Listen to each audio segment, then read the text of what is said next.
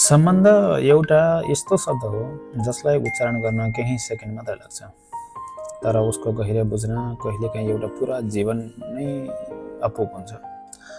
संसारमा रहेका हरेक कुरा कुनै न कुनै सम्बन्धहरू हुन्छ। ढुङ्गाको सम्बन्ध माटोसँग, माटोको सम्बन्ध पानीसँग, पानीको सम्बन्ध खोलासँग, खोलाको सम्बन्ध नदीसँग हुन्छ। नदीको सम्बन्ध समुद्रसँग, पहाडको सम्बन्ध जङ्गलसँग र जङ्गलको सम्बन्ध चराचुरुङ्गी गीतसँग हुन्छ। प्राकृतिक प्रत्येक तत्त्व एक अर्कासँग जोडिएको छ। सायद यही कारणले यो संसार यति सुन्दर देखिन्छ। त्यसै गरी मानिस पनि सम्बन्ध बिनाको प्राणी त होइन। ऊ जन्मने बित्तिकै कुनै न कुनै सम्बन्धसँग जोडिएको हुन्छ। कसैको छोरा, कसैको छोरी, कसैको दाजु, कसैको बहिनी, कसैको बुबा, कसैको आमा। यी सबै रगतले जोडिएका सम्बन्धहरू हुन्। यिनका पहिचान जन्मसँगै हुन्छ र समाजले पनि सजिलै स्वीकार्छ। तर एउटा अर्को सम्बन्ध पनि हुन्छ जसले कुनै रगतको नाता हुँदैन, कुनै कानुनी कागज पनि हुँदैन, कुनै नाम पनि हुँदैन, तर त्यो सम्बन्ध यति गहिरो हुन्छ कि कहिलेकाहीँ रगतको भन्दा धेरै माथि रहेर बसेको हुन्छ त्यो मनको सम्बन्ध। त्यो हो मनले जोडिएको सम्बन्ध। मलाई पहिले लाग्थ्यो एकपटक सम्बन्ध बनेपछि त्यो कहिले टुट्दैन, चाहे त्यो रगतको होस् चाहे भावनाको। यदि साँचो मनले कसैलाई आफ्नै मानेको हो भने त्यो सम्बन्ध समयसँग अझ बलियो हुँदै जान्छ भन्ने विश्वास लाग्थ्यो। तर जीवनले बिस्तारै सिकायो कि सम्बन्धको गहिराई सबैले एउटै तरिकाले बुझ्दैनन्। एउटै सम्बन्ध कसैका लागि जीवनभरको साथ हुन सक्छ भने कसैका लागि त्यो केवल समय बिताउने माध्यम मात्र हुन सक्छ। यही फरक सोचले सम्बन्धलाई कहिलेकाहीँ सुन्दर बनाउँछ, कहिले पीडादायक। आजको समयमा सम्बन्धहरू धेरै छिटो बन्न थालेको छन्। एउटा सानो परिचय, केही दिनको कुराकानी, केही दिनका मिठा शब्दहरू, केही हाँसो, केही सम्झनाहरू, अनि मानिसहरू सोच्न थाल्छन् यो सम्बन्ध सधैँ रहिरहन्छ होला। तर सधैँ भन्ने शब्द जति सुन्दर सुनिन्छ व्यवहारमा त्यति नै कठिन रहेछ।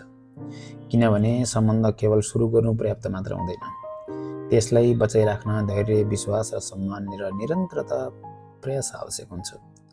आजको सामाजिक सञ्जालको युगमा सम्बन्धको अर्थ धेरै नै परिवर्तन भयो जस्तो लाग्छ। पहिले मानिसहरू सम्बन्ध जोगाउन धेरै प्रयास गर्थे। अहिले धेरैले तुलना गरेर सम्बन्धको मूल्याङ्कन गर्न थालेका छन्।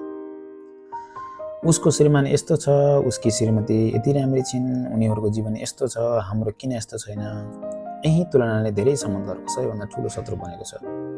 सामाजिक सञ्जालमा देखिने प्रत्येक मुस्कान वास्तविक हुँदैन। हरेक तस्बिर पछाडि एउटा कथा लुकेको हुन्छ। तर हामी अरूको देखिने जीवनसँग भन्दा आफ्नो वास्तविक जीवन तुलना गरिरहेका हुन्छौँ। कहीँबाट असन्तुष्टि जन्मिन्छ, असन्तुष्टिको अपेक्षा बढाउँछ, अपेक्षाले गुनासो जन्माउँछ, गुनासोले दूरी बढाउँछ र अन्ततः सम्बन्ध कमजोर हुँदै जान्छ। साँचो सम्बन्ध कहिले पनि पूर्ण मानिसहरू बीच बन्दैन। साँचो सम्बन्ध अपूर्ण मानिसहरूले एक अर्काको अपूर्ण स्वीकार गरेपछि मात्र बन्छ। यदि सम्बन्धमा एउटा मात्र व्यक्तिको सधैँ सम्झौता गरिरहने र अर्काले सधैँ आफ्नो अहङ्कारलाई ठुलो ठानिरहने हो भने त्यो सम्बन्ध धेरै टाढासम्म टिक्न गाह्रो हुन्छ। धेरै मानिसहरू भन्छन् यदि प्रेम छ भने सबै सहनुपर्छ। तर प्रेम भनेको सहनु मात्र होइन। प्रेम भनेको बुझ्नु पनि हो, प्रेम भनेको सम्मान गर्नु पनि हो, प्रेम भनेको अर्को व्यक्तिको भावनालाई पनि आफ्नै जस्तो सम्झेर मूल्य दिनु हो। यदि एकजनाले निरन्तर घृणा देखाइरहेको छ, अपमान गरिरहेको छ, व्यवस्था गरिरहेको छ अनि अर्कोले चाहिँ प्रेम छ भनेर मात्र सबै सही रहन्छ भने त्यो सम्बन्ध स्वस्थ सम्बन्ध होइन। त्यहाँ प्रेमभन्दा बढी डर, बानी वा एक्लोपन त्रास हुन सक्छ। सम्बन्ध बचाउन चाहने हो भने दुवै पक्षले बराबरी प्रयास गर्नुपर्छ। एउटाले मात्र ढुङ्गा चलाएर नदी पार गर्न सकिँदैन। दुवैले एउटा दिशामा बल लगाएर चलायो भने मात्र ढुङ्गा नदीको किनारमा पुग्न सक्छ। सम्बन्धमा सबैभन्दा ठुलो कुरा को सही भन्ने होइन। सबैभन्दा ठुलो कुरा हामीलाई सम्बन्ध बचाउनु छ कि अहङ्कार भन्ने हो। धेरै सम्बन्ध एउटा ठुलो गल्तीले होइन, साना व्यवस्थाहरूले टुट्छन्। समय नदिनु, कुरा नसुन्नु, धन्यवाद भन्न बिर्सनु, माफी माग्न अहङ्कार गर्नु, सानो खुसीमा पनि साथ नदिनु, यी सबै वर्षौँसम्म थुप्रिँदै जान्छन्। एक दिन सम्बन्ध बाहिरबाट ठिक देखिए पनि भित्रबाट खाली भइसकेको हुन्छ। साँचो सम्बन्धमा कहिलेकाहीँ झगडा हुन्छ, रिस पनि उठ्छ, मतभेद हुन्छ, तर सम्बन्धको सुन्दरता झगडा नहुनुमा होइन, झगडापछि पनि हात नछोड्नुमा हुन्छ। सम्बन्धमा जित्न खोज्ने मानिस अन्ततः सम्बन्ध हार्न सक्छ, तर सम्बन्ध बचाउन कहिलेकाहीँ आफ्नो अहङ्कार हार्न तयार हुने मानिसले जीवन जित्छ। समय बित्दै जाँदा हामीले धेरै मानिसहरू भेट्छौँ। केही दिनका लागि आउँछन्, केही वर्षका लागि आउँछन्, केही केवल एउटा पाठ सिकाउनका लागि आउँछन्, अनि केही यस्ता हुन्छन् जसको उपस्थिति नै हाम्रो जीवनको आधार बनिदिन्छ।